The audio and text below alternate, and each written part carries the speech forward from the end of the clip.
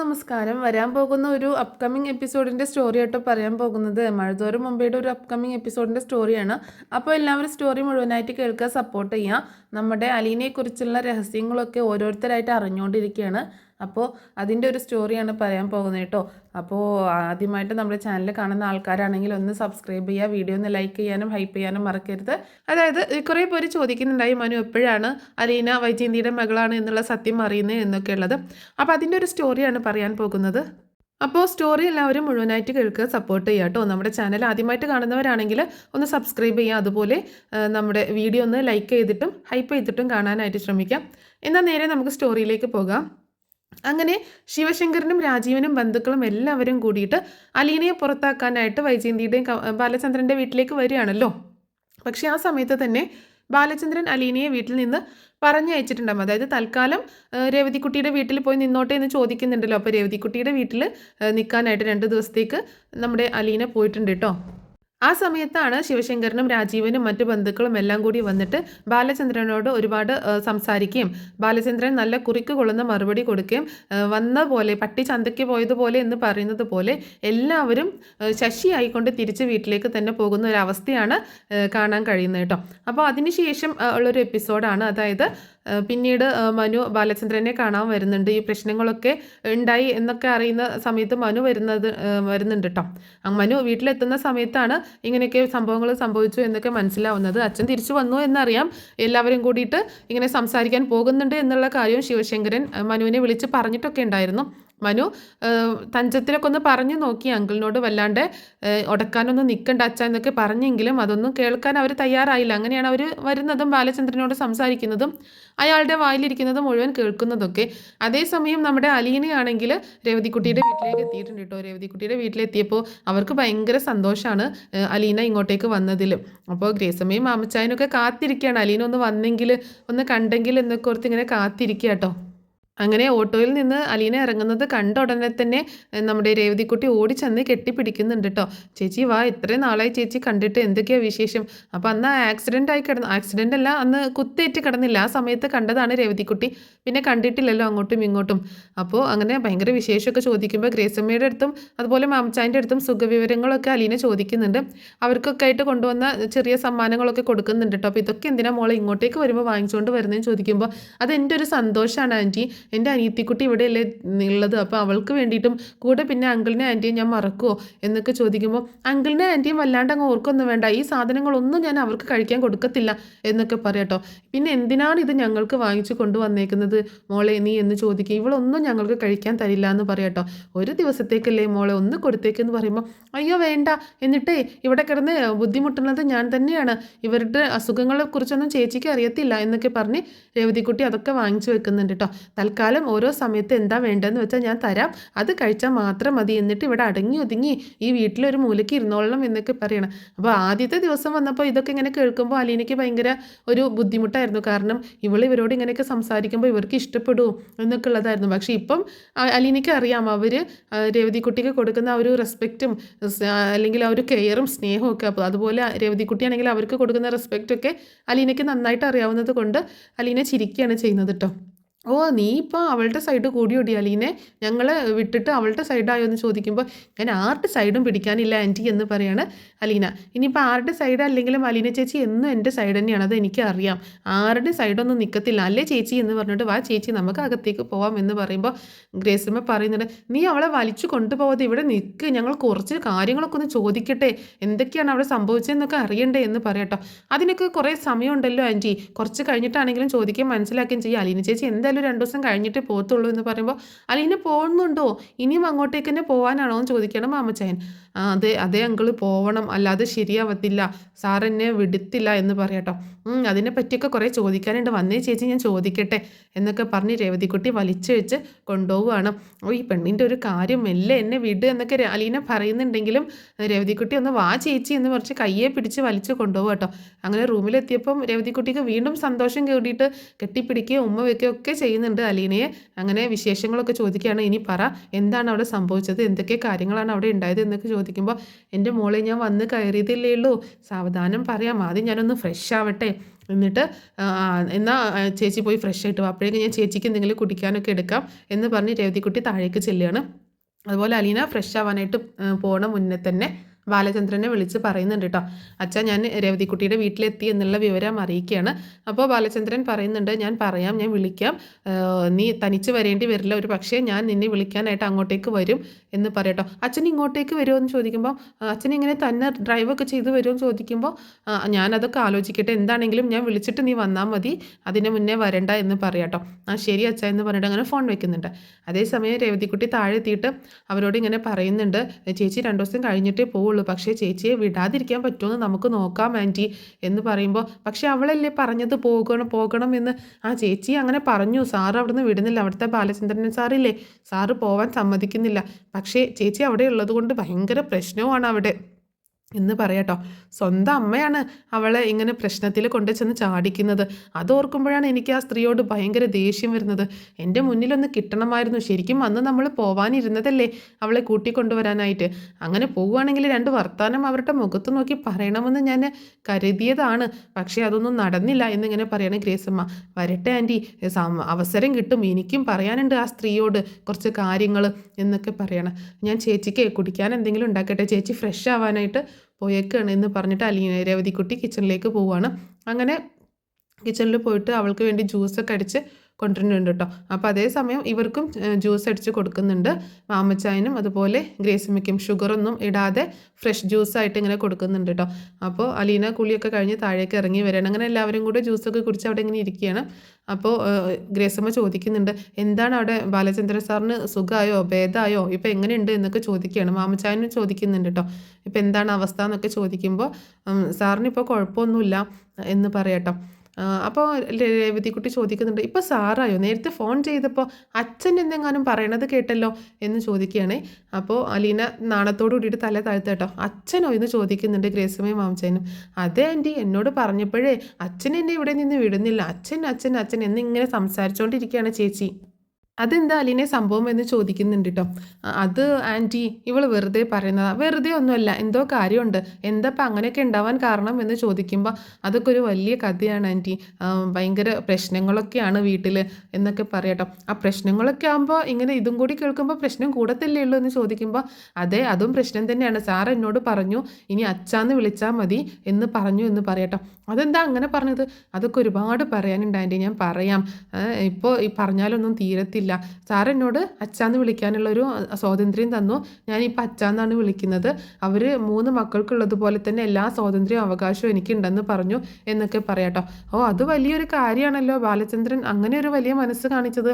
അപ്പോൾ അയാൾക്ക് നിന്നോട് ഒരുപാട് സ്നേഹമാണല്ലേ എന്ന് ചോദിക്കുമ്പോൾ, അതേ അങ്കിൾ, എന്നോട് ഒരുപാട് സ്നേഹമാണ്, അവരുടെ മക്കളോടുള്ളതുപോലെ സ്നേഹമാണ് എന്നോടും എന്ന് പറയാണ് അലീന. എന്നിട്ട് അവർ ചോദിക്കുന്നുണ്ട്, എന്താണ് അവിടെ സംഭവിച്ചത്, അന്ന് ഇറക്കി വിട്ടു എന്നൊക്കെ പറഞ്ഞു. രേവതിക്കുട്ടി ഇവിടെ ഭയങ്കര ബഹളമായിരുന്നു. പിന്നെ ബാലചന്ദ്രൻ തന്നെ കൂട്ടിക്കൊണ്ടുപോയിട്ട് എവിടെയാണ് നിങ്ങൾ താമസിച്ചത് എന്നൊക്കെ ചോദിക്കുക കേട്ടോ. അപ്പോൾ അതിൻ്റെയൊക്കെ പ്രശ്നങ്ങൾ ഒരുപാട് ഉണ്ടായിട്ടുണ്ടാവുമല്ലോ, ബാലചന്ദ്രൻ എന്താണ് ഇങ്ങനെ നിനക്ക് വേണ്ടിയിട്ട് ഇങ്ങനെ നിൽക്കുമ്പോൾ അതിൻ്റെ പുറകിൽ എന്തെങ്കിലും ഉണ്ടാവുമല്ലോ എന്നൊക്കെ ഇങ്ങനെ ചോദിക്കുകയാണ് മാമച്ചാനും ഗ്രേസമ്മ കേട്ടോ.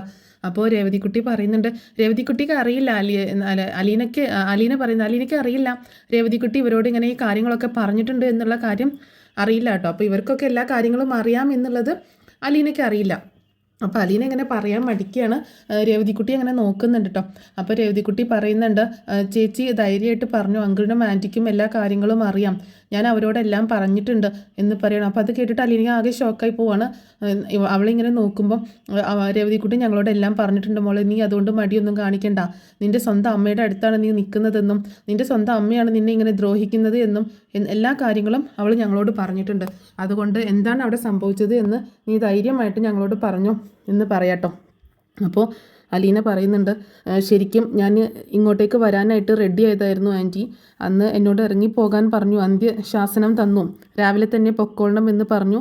ഞാൻ എന്നിട്ട് രേവതിക്കുട്ടിയെ വിളിച്ച് പറഞ്ഞായിരുന്നല്ലോ റൂമൊക്കെ ലോക്കാക്കിയിട്ടേക്കായിരുന്നു എന്നുള്ള കാര്യം, ഇറങ്ങാൻ പറ്റിയില്ല എന്നുള്ള കാര്യം പറഞ്ഞില്ലായിരുന്നു. അത് ശരിയാണ്, പക്ഷേ പിന്നീട് അവിടെ എന്താ സംഭവിച്ചതെന്ന് അറിഞ്ഞില്ലല്ലോ, അതാണ് ഞങ്ങൾക്ക് ആകെ ടെൻഷനായത് എന്ന് പറയണം. ഞാൻ രാവിലെ വന്ന് നോക്കുമ്പോൾ ഡോറ് തുറക്കാൻ പറ്റുന്നില്ല, അപ്പോൾ കീ അങ്കിൾ എടുത്ത് മാറ്റി വെച്ചേക്കായിരുന്നു, മുഴുവൻ ഡോറും ലോക്ക് ചെയ്തിട്ട്, അതുകൊണ്ട് പുറത്തിറങ്ങാൻ പറ്റിയില്ല. അങ്ങനെ കീ വാങ്ങിക്കാനായിട്ട് എന്നെ തന്നെ മാഡം പറഞ്ഞയച്ചു. ഞാൻ പറഞ്ഞതാണ്, ഞാൻ പോകുന്നില്ല, മാഡം വാങ്ങിച്ച് തന്നാൽ മതിയെന്ന് ഞാൻ പറഞ്ഞതാന്നൊക്കെ പറഞ്ഞിട്ടും സമ്മതിച്ചില്ല, എന്നെ തന്നെ പറഞ്ഞയച്ചു.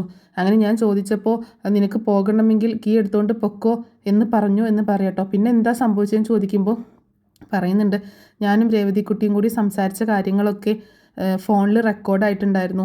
അത് എനിക്ക് എന്തോ ഒരു സംശയം തോന്നിയിട്ട് അച്ഛൻ തന്നെ ചെയ്ത ഒരു പണിയാണ് ആ കാര്യം. മുത്തശ്ശിയുടെ ഫോണിൽ കോൾ റെക്കോർഡ് ചെയ്തതായിരുന്നു അത്. അച്ഛൻ തന്നെ അവിടെ വെച്ച് കേൾപ്പിച്ചു. അത് കേട്ടതും ഞാൻ ആകെ തകർന്നു പോയി. അങ്ങനെ എല്ലാ കാര്യങ്ങളും സാറ് അറിഞ്ഞു, അച്ഛൻ അറിഞ്ഞു. അത് കാരണമാണ് എനിക്ക് അവിടെ നിന്ന് പോരാൻ പറ്റാഞ്ഞത്.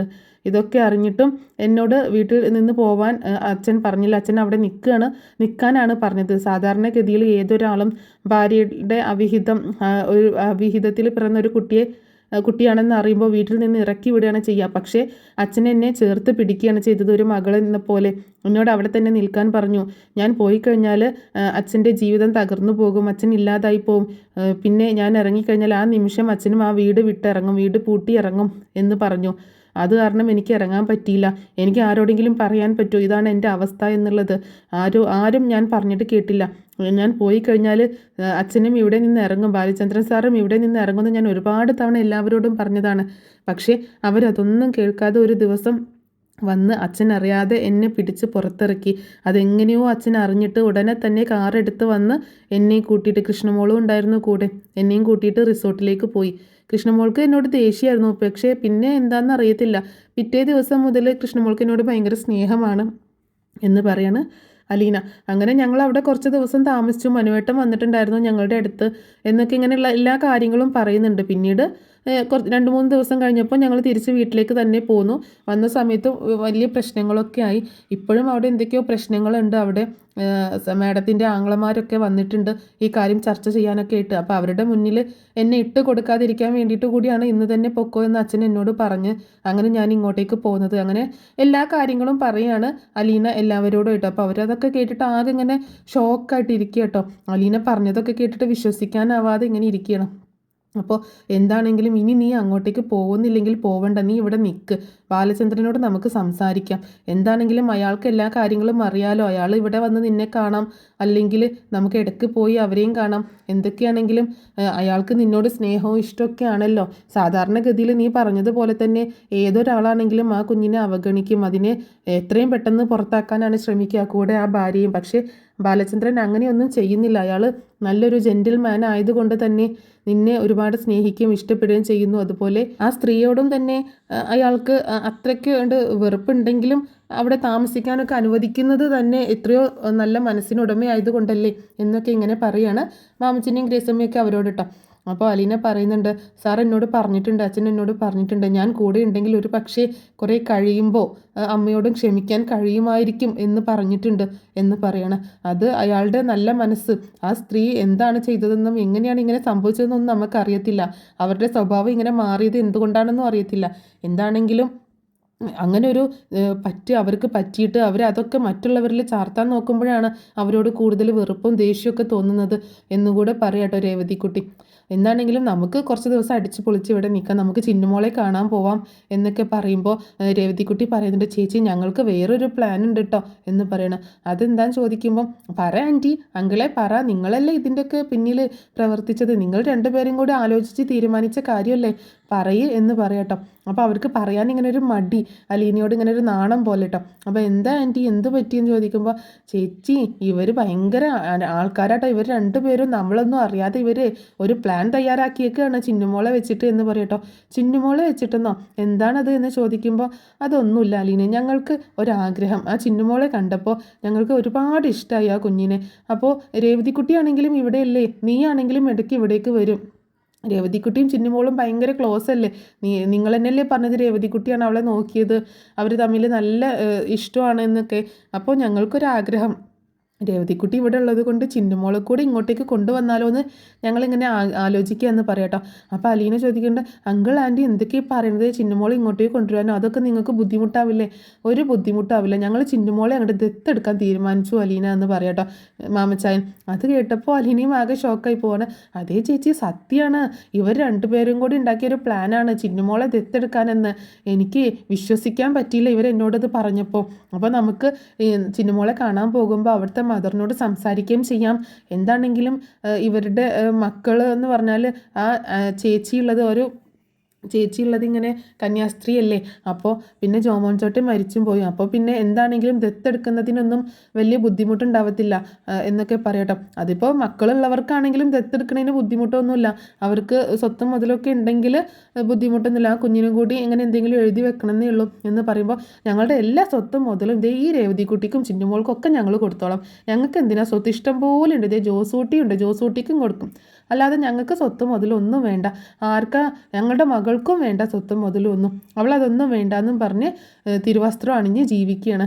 അതുകൊണ്ട് ഞങ്ങൾ എന്ത് വേണമെങ്കിലും ചിന്നുമോൾക്ക് കൊടുത്തോളാം, ഞങ്ങൾക്ക് കിട്ടിയാൽ മതി ചിന്നുമോളെ എന്ന് പറയുമ്പോൾ അലീന പറയുന്നുണ്ട്, എനിക്ക് ഒരു ഇഷ്ടക്കേടുമില്ല, എനിക്ക് നല്ല സമ്മതമുള്ളൂ, പൂർണ്ണ സമ്മതമുള്ളൂ. ചിന്നുമോൾ കൂടി ഇങ്ങോട്ടേക്ക് വരുമ്പോൾ രേവതിക്കുട്ടിയും ചിന്നുമോളും ഇവിടെ ഉണ്ടാകുമ്പോൾ എനിക്ക് ഇങ്ങോട്ടേക്ക് മാത്രം വന്നാൽ മതിയല്ലോ, പിന്നെ കൊല്ലത്തേക്ക് നമ്മൾ പോകണ്ടല്ലോ എന്നൊക്കെ പറയണം. എന്നാൽ നമുക്ക് ചിന്നുമോളെ കാണാൻ പോകുമ്പോൾ അതുകൂടി സംസാരിക്കാം എന്ന് പറയുന്നു. അങ്ങനെ പിന്നീട് കാണിക്കുന്നത് ബാലചന്ദ്രനെ കേട്ടോ. അപ്പോൾ ഇവരൊക്കെ വീട്ടിൽ വന്ന് സംസാരിച്ച് പോയതിൻ്റെ പിറ്റേ ദിവസം നമ്മുടെ മനു ബാലചന്ദ്രനെ കാണാനായിട്ട് കടപ്പാട്ടൂരിലേക്ക് വരുന്നുണ്ട് കേട്ടോ. അപ്പോൾ അലീന അവിടെ ഇല്ല എന്നുള്ളത് മനു അറിഞ്ഞിട്ടില്ല, അലീന ഇങ്ങോട്ടേക്ക് എറണാകുളത്തേക്ക് പോയി എന്നുള്ള വിവരം അറിഞ്ഞിട്ടില്ല കേട്ടോ. അങ്ങനെ മനു വരുന്ന സമയത്ത് ബാലചന്ദ്രൻ്റെ അടുത്ത് സംസാരിക്കുന്ന സമയത്ത് ബാലചന്ദ്രൻ ചോദിക്കുന്നുണ്ട്, അങ്കിളെ എന്താണ് ഇങ്ങനെ കടുംപിടുത്തം പിടിക്കുന്നത്, അങ്കിളിനൊന്ന് അയഞ്ഞു കൊടുത്തൂടെ, കുറച്ച് നാളത്തേക്ക് അലീനയെ ഒന്ന് മാറ്റി താമസിപ്പിച്ചൂടെ എന്നൊക്കെ ചോദിക്കുക കേട്ടോ. അല്ലെങ്കിലും അലീന എവിടെ അങ്കിളെ, അലീനയെ ഞാൻ കണ്ടില്ല, താഴെയൊന്നും കണ്ടില്ല, അല്ലെങ്കിൽ ഞാൻ വന്നു കഴിഞ്ഞാൽ ഓടി വരുന്നതാന്ന് പറയുമ്പോൾ അലീന ഇവിടെ ഇല്ല എന്ന് പറയാണ് ബാലചന്ദ്രൻ. എവിടെ പോയി ചോദിക്കുമ്പോൾ എറണാകുളത്ത് പോയേക്കാണ്. അങ്കിൾ സമ്മതിച്ചോ പോവാൻ? സമ്മതിച്ചു, നിങ്ങളുടെ എല്ലാവരുടെയും ആവശ്യം അലീന ഇവിടെ നിന്ന് പോകണമെന്നല്ലേ, നിൻ്റെ ആവശ്യം അത് തന്നെയല്ലേ, അപ്പോൾ ഞാൻ സമ്മതിച്ചു എന്ന് പറയട്ടോ. അങ്കിളെ എൻ്റെ ആവശ്യം അങ്ങനെയൊന്നുമില്ല, അലീനയെ കുറച്ച് നാളത്തേക്ക് മാറ്റി നിർത്താമെന്നേ ഞാൻ ഉദ്ദേശിച്ചുള്ളൂ എന്ന് പറയുമ്പോൾ, നിൻ്റെ ആവശ്യം എന്താണെന്ന് എനിക്ക് നന്നായിട്ട് മനസ്സിലാവുന്നുണ്ട് മനു, നീ ഒരു കാര്യം ചെയ്യും, നീ എറണാകുളത്തേക്ക് പോവില്ലേ, 2 ദിവസം കഴിഞ്ഞാൽ നീ വരുമ്പോൾ നീ അലീനയും കൂട്ടിയിട്ടൊന്ന് ഇങ്ങോട്ടേക്ക് വരണം എന്ന് പറയട്ടോ. ഇനിയിപ്പോൾ അവൾ തന്നെ വരണ്ട, നീ അവളെ ഒന്ന് കൂട്ടിയിട്ട് വരണം, നിനക്ക് അവളിൽ പൂർണ്ണ അവകാശമുണ്ട്, ഇനിയിപ്പോൾ ആരൊക്കെ എന്തൊക്കെ പറഞ്ഞാലും വേണ്ടില്ല, നീ അവിടെ പോയിട്ട് മാമച്ചായൻ്റെ വീട്ടിൽ പോയിട്ട് ആ മാമച്ചൻ്റെ വീട്ടിൽ പോയിട്ട് അലീനയും കൂട്ടിയിട്ട് വന്നാൽ മതി എന്ന് പറയട്ടോ. അങ്കിള് അത് എന്ന് പറയുമ്പോൾ ഒരു പ്രശ്നവുമില്ല, നിൻ്റെ മുറപ്പെണ്ണല്ലേടാ അവൾ എന്ന് ചോദിക്കുകയാണ്. അങ്കിൾ എന്തൊക്കെയാണ് പറയണത്, എൻ്റെ മുറപ്പെണ്ണാണെന്നോ എന്ന് ചോദിക്കുമ്പോൾ, അതേടാ മനു, ഞാൻ ഇത്രയും കാലം നിന്നോട് പറഞ്ഞില്ല എന്നേ ഉള്ളൂ, അവൾ നിൻ്റെ മുറപ്പെണ്ണ് തന്നെയാണ് എന്ന് പറയട്ടോ. നിനക്ക് അവളിൽ പൂർണ്ണ അവകാശമുണ്ട്, ഞാൻ വെറുതെ പറഞ്ഞതല്ല അന്ന് ഫോണിലൂടെ നിൻ്റെ മുറപ്പെണ്ണാണെന്ന്, നിൻ്റെ മുറപ്പെണ്ണാണെന്ന് ഉറച്ച വിശ്വാസമുള്ളത് കൊണ്ടാണ് പറഞ്ഞത് എന്ന് പറയട്ടോ. അങ്കിൾ എന്തൊക്കെയാണ് പറയണത്, എനിക്കൊന്നും മനസ്സിലാവുന്നില്ല, അന്ന് ഫോണിലൂടെ പറഞ്ഞപ്പോൾ ഞാൻ അങ്കിളിൻ്റെ മകളായിട്ട് അംഗീകരിച്ചത് കൊണ്ടുള്ള കാര്യമാണ് പറയുന്നതെന്നാണ് വിചാരിച്ചത്, പക്ഷേ ഇത് അതങ്ങനെയല്ല, അങ്കിൾ എന്താ ഉദ്ദേശിക്കുന്നത് ചോദിക്കുമ്പോൾ പറയുന്നുണ്ട്, എൻ്റെ മകൾ എങ്ങനെയാടാ നിൻ്റെ മുറപ്പെണ്ണാവുക, എനിക്കൊരു മകളുണ്ടെങ്കിൽ അത് നിൻ്റെ മുറപ്പെണ്ണാവണമെന്നില്ലല്ലോ, അപ്പം നിൻ്റെ മുറപ്പെണ്ണാവണമെങ്കിൽ അത് ആരുടെ മകളായിരിക്കണം എന്ന് ചോദിക്കട്ടോ. എൻ്റെ മുറപ്പെണ്ണാവണമെങ്കിൽ അത് വൈജയന്തിയുടെ മകളായിരിക്കണം, അതെ അവൾ വൈജയുടെ മകളാണ് എന്ന് പറയട്ടോ. അത് കേട്ടപ്പോൾ ആകെ ഷോക്കായി പോവാണ് മനു. അങ്കിൾ എന്തൊക്കെയാണ് പറയുന്നത്? അതേടാ മനു, ഞാൻ പറഞ്ഞത് സത്യമാണ്, വൈജയുടെ മകളാണ് അലീന, വൈജയ്ക്ക് വിവാഹത്തിന് മുൻപ് വൈജ പ്രസവിച്ച മകളാണ് അലീന എന്ന് പറയണേ. മനു ആകെ ഞെട്ടിത്തരിച്ചിങ്ങനെ നിൽക്കണം, എനിക്കൊന്നും മനസ്സിലാവുന്നില്ല അങ്കിൾ എന്ന് പറയുമ്പോൾ കുറച്ച് കാര്യങ്ങളൊക്കെ വിശദീകരിച്ച് ബാലചന്ദ്രൻ പറയുന്നുണ്ട്. അന്ന് ആഗ്രയിൽ വെച്ചിട്ട് വൈജയ്ക്ക് ഒരു അഫയർ ഉണ്ടായിരുന്നു, അങ്ങനെ വിവാഹത്തിന് മുൻപ് ജനിച്ചൊരു കുഞ്ഞാണ് അലീന, ജനിച്ച ഉടനെ മരിച്ചുപോയി എന്നും പറഞ്ഞിട്ട് അതിനൊരു ഓർഫനേജിൽ ഏൽപ്പിച്ചേക്കായിരുന്നു നിൻ്റെ മുത്തശ്ശനും രാവുണ്യമ്മാവനും ഒക്കെ. അപ്പോൾ ഇതിലൊക്കെ പങ്കാളികളാണ് നിൻ്റെ അച്ഛനും നിൻ്റെ വല്യച്ഛനും കൊച്ചച്ഛനും ഒക്കെ ഇതിൽ പങ്കാളികളാണ്, എല്ലാവർക്കും എല്ലാ കാര്യങ്ങളും അറിയാം, എല്ലാ സത്യങ്ങളും അറിഞ്ഞു വെച്ചിട്ടാണ് ഞാൻ ഇത്രയും നേരം എല്ലാവരോടും യുദ്ധം ചെയ്യുന്നത് എന്നൊക്കെ പറയട്ടോ. അപ്പോൾ ബാലചന്ദ്രൻ്റെ ആ ഒരു അവസ്ഥ അറിഞ്ഞിട്ട് മനുവിനും ആകെ വിഷമാവുകയാണ്, എന്ത് മറുപടി പറയണമെന്നറിയാതെ മനു ഇങ്ങനെ നിൽക്കുകയാണ്. അപ്പോൾ ബാലചന്ദ്രൻ പറയുന്നുണ്ട്, സാരമില്ല, എൻ്റെ അന്നത്തെ ആ സിറ്റുവേഷനൊക്കെ മാറി, ഇപ്പോൾ ഒരുപാട് മാറ്റമുണ്ട് എനിക്ക് എൻ്റെ മനസ്സിനെ തണുപ്പിക്കാൻ ഞാൻ തന്നെ ശ്രമിച്ചുകൊണ്ടിരിക്കുകയാണ്, പക്ഷേ അലീന അവളെ ഞാൻ ഒരിക്കലും വിട്ട് കളയില്ല, എൻ്റെ മകളാണ് അവൾ, വൈജയുടെ അല്ല, എൻ്റെ മകളാണ്, അതുകൊണ്ട് നിനക്ക് അവളിൽ പൂർണ്ണ അവകാശമുണ്ട്, നിനക്ക് മാത്രമേ അവളെ ഞാൻ തരുള്ളൂ എന്ന് പറയാട്ടോ. നിനക്ക് മാത്രമേ അവളെ വിവാഹം കഴിക്കാൻ പറ്റുള്ളൂ, നിനക്ക് അവളോട് ഇഷ്ടമുണ്ടെങ്കിൽ നിങ്ങളുടെ വിവാഹം ഞാൻ നടത്തി തരും എന്ന് പറയട്ടോ. ഇതെല്ലാം കേട്ടൊരു ഷോക്കിലാണ് മനു നിൽക്കുന്നത്. എന്നിട്ട് ബാലചന്ദ്രൻ പറയുന്നുണ്ട്, എന്താണെങ്കിലും നീ എറണാകുളത്ത് നിന്ന് പോയി വരുമ്പോൾ, എറണാകുളത്ത് പോയിട്ട് നീ 2 ദിവസം കഴിഞ്ഞാൽ വരുന്നല്ലേ പറഞ്ഞത്, ആ വരുന്ന സമയത്ത് നീ അലീനയെ കൂട്ടിയിട്ട് വന്നാൽ മതി. അപ്പോൾ അവളെയും കൂട്ടിയിട്ട് നീ ഇങ്ങോട്ടേക്ക് വരണം എന്ന് പറയണം. ഇനിയിപ്പോൾ അവൾ തനിച്ച് ഇങ്ങോട്ടേക്ക് കയറി വരുമ്പോൾ ഇവിടെ എന്തെങ്കിലും ഒരു പ്രശ്നം കയറി വരുന്ന സമയത്ത് തന്നെ അവളോട് ഉണ്ടാക്കും. അപ്പോൾ നീ കൂട്ടി കൊണ്ടുവരുമ്പോൾ നിൻ്റെ അടുത്തായിരിക്കും കൂടുതൽ പ്രശ്നങ്ങൾ പറഞ്ഞുകൊണ്ട് വരിക. അപ്പോൾ അതിന് മറുപടി നീ കൊടുത്തോളും. അലീന ഒരു പാവം കൊച്ചാണ്, അതിന് അങ്ങനെ ഒരുപാടൊന്നും മറുപടി പറയാനൊന്നും അറിയത്തില്ല. അതും മുന്നിൽ നിൽക്കുന്നത് സ്വന്തം അമ്മയല്ലേ, ആ ഒരു ചിന്ത അവളുടെ ഉള്ളിലുള്ളത് കൊണ്ട് അവൾ ഒരുപാട് കടുത്ത വാക്കുകളൊന്നും പറയത്തില്ല എന്നൊക്കെ പറയണം. അപ്പോൾ മനു ആണെങ്കിൽ ആകെ എക്സൈറ്റ്മെൻറ്റിലാണ്. അലീന തൻ്റെ സ്വന്തം ഉറപ്പെണ്ണാണ്, വൈജയന്തിയുടെ മകളാണ് എന്ന് അറിഞ്ഞതിലുള്ള ഒരു എക്സൈറ്റ്മെൻറ്റാണ്. അപ്പോൾ അതിൻ്റെ ബാക്കി ഡീറ്റെയിൽസൊക്കെ ബാലചന്ദ്രൻ പറയുന്നുണ്ട്. താമസിയാതെ ഞാൻ എല്ലാ കാര്യങ്ങളും അറിയിക്കാം, ഇനി ആരാണ് എന്താണ് എങ്ങനെയാണെന്നൊന്നും ഇപ്പം നീ ചോദിക്കണ്ട, അപ്പോൾ അതൊക്കെ നമുക്ക് പിന്നീട് ചർച്ച ചെയ്യാമെന്നൊക്കെ പറയണം മനുവിനോട്. മനു ആണെങ്കിൽ ഇനിയിപ്പോൾ എറണാകുളത്ത് പോകണം, അലീനയെ കാണണം, അലീനയെ കൂട്ടിക്കൊണ്ടുവരണം തൻ്റെ കാറിൽ. അപ്പോൾ ആ അങ്ങനെ ഒരു സ്വപ്നലോകത്താണ് മനു ജീവിക്കുന്നത്. അപ്പോൾ എന്താണ്, ഇത്രയേ ഉള്ളൂ സ്റ്റോറി. അപ്പോൾ നെക്സ്റ്റ് ഒരു നല്ല അടിപൊളി സ്റ്റോറി ആയിട്ട് വരുന്നതായിരിക്കും. ഈ സ്റ്റോറി നിങ്ങൾക്ക് ഇഷ്ടമായിട്ടുണ്ടാവുമെന്ന് വിചാരിക്കുകയാണ്. സപ്പോർട്ട് ചെയ്യാൻ മറക്കരുത് കേട്ടോ.